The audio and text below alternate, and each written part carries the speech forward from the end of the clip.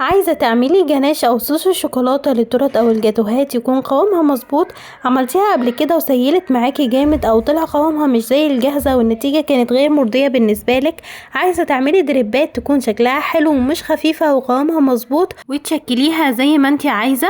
عايزة كمان الصوص يكون لامع وغامق معاكي كده؟ تعالي اقولك على المقادير المكونات المظبوطة اللي هتخلي الجناش او صوص الشوكولاتة يطلع معاكي مظبوط من اول مرة وطريقته سهلة بدون بخار مائي. تعالي اقولك على المكونات المظبوطه والصحيحه. معايا هنا معلقه صغيره من السكر، سكر عادي حبيبات، ومعايا كمان معلقه كبيره من الكريم شانتيه الخام، ومعايا كمان 50 مللي جرام من اللبن الحليب. دول حوالي اقل من ربع كوبايه شاي كده من الحليب، علشان لو مش عندك الكوبايه المعياريه دي تقدري تعيريها بكوبايه الشاي العاديه.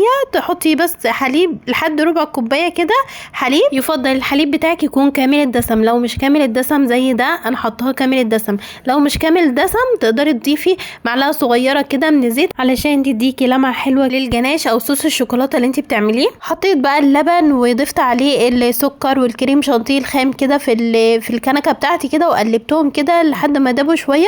بعدين رفعتهم على النار، هسيبهم بقى لحد ما يغلوا. اكون قطعت كده 100 جرام من الشوكولاته. نوع الشوكولاته اللي انا استخدمتها هنا اسمها شوكولاته دريم. القالب بتاعها ده حوالي 200 جرام، انا اخدت نصه بالظبط، قسمته يعني نصين واخدت نصه، يعني اخدت منه حوالي 100 جرام بس. قطعته بالشكل ده صغير، قطع صغيره كده علشان يدوبوا معايا بسرعه. طبعا انا سايباه بره التلاجة علشان اعرف ان انا اقطعه بسهوله. لو متلج عندك هيتقطع معاكي بصعوبه شويه، فحاولوا ان انتوا تخلوه بدرجه حراره المطبخ علشان تعرفوا تقطعوه بسهوله كده بالسكينه. حطيتهم بقى كده في طبق، وبعد كده زودت اللبن بالتدريج، كان غلى معايا. بحط شويه واقلب شويه واقلب، ما ينفعش ان انا احط كميه اللبن مره واحده. هنزل باللبن بالتدريج لحد ما اوصل للقوام اللي انا عايزاه، وكل ده طبعا مع التقليب المستمر لحد ما اوصل للقوام المظبوط اللي انا عايزاه. برضو بيختلف من نوع الشوكولاته، يعني كميه اللبن بتختلف على حسب نوع الشوكولاته اللي انت مستخدماها طبعا. بس في الغالب على كل 100 جرام شوكولاته بنستخدم 50 مللي جرام من اللبن الحليب. لو عايزه تعملي منها روزيتات او يعني وردات، او تقدري ان انت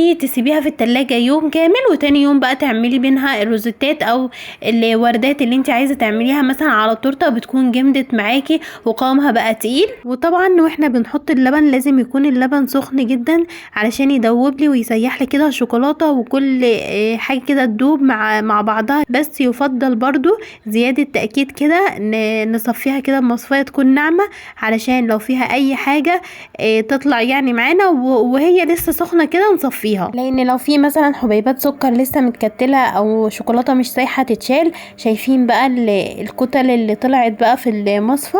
طبعا ممكن يكون الشوكولاته اتكتلت مع السكر والكريمه ومسحتش كويس في عمل الكتل دي، فدي طبعا لو اتحطت على التورته هتديها كده شكل مش املس وناعم زي ما بنشوف في الجاهزه كده. سبتها بقى كده بردت تماما. بعد كده هجيب الكيس ده بتاع السبوع اللي هو شبه القرطاس اللي بيتحط فيه الفشار والحلويات والحاجات دي بتاعت السبوع، وهحطها كده في كوبايه، وهبتدي ان انا اصب بقى الجناش بتاعي او صوص الشوكولاته اللي انا عاملاه ده. الكيس من تحت مش مفتوح لسه، ما خرمتهوش ولا فتحت له فتحه. هحط بقى كده الجناش او صوص الشوكولاته ده كله كده في الكيس ده. وعايزه اقول لكم برضو ان الصوص ده كل ما يقعد كل ما يتقل، فلو اتاخرتي عليه وتقل معاكي وعايزه تخففيه يعني يبقى مظبوط قوام مظبوط معاكي، حطي عليهم معلقه لبن بمعلقه لبن كده سخنين لحد ما توصلي للقوام المظبوط. وعايزه بقى تعملي منه دريبات، تفتحي فتحه صغيره جدا كده في الكيس من تحت، وتبداي ان انتي تحطي بقى على الطرف بتاع التورته كده بالشكل ده.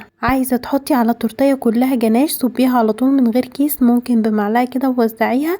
بس اهم حاجه الكريمه اللي على التورته تكون ساقعه، والصوص او الجناش برضو يكون بارد مش سخن، لانك لو نزلتي على التورته الصوص سخنه هيسيح الكريمه وهيهبط الكريمه معاكي. يا رب اكون قدرت افيدكم في فيديو النهارده. انتظروني بقى الفيديوهات اللي جايه، هعمل لكم كورسات جامده جدا في الحلويات وغير الحلويات. ما تنسوش بقى تدعموني بلايك واشتراك وفعلوا الجرس على كلمه الكل علشان ينزل لكم كل جديد انا بنزله. وشيروا الفيديو بقى لاصحابكم وقرايبكم علشان الكل يستفاد، وكومنت حلو منكم هيفرحني وهيسعدني جدا. شكرا جدا لكم، سلام عليكم.